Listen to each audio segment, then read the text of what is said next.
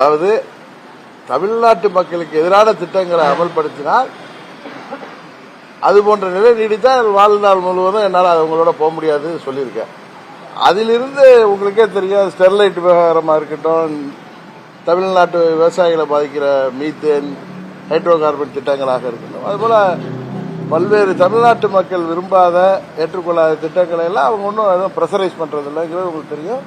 இன்னும் வருங்காலத்தில் தமிழ்நாட்டுக்காக நிறைய திட்டங்களை வழங்குவேன், நிறைய தமிழ்நாடு முன்னேறுவதற்கு உதவிகள் செய்வோம் என்று பிரதமர் மோடி பலமுறை சொல்வது உங்களுக்கு தெரியும். அதனால எந்த உறுத்தலும் இல்லாமல் தான் நாங்கள் ஒரு அரசியல் இயக்கமாக பாஜக என்கிற அரசியல் இயக்கத்தோட கூட்டணி. ஏற்கனவே இருக்கிற கட்சிகள் இன்னும் பல கட்சிகள் அவங்க பேசிட்டு இருக்காங்க தமிழ்நாட்டில்.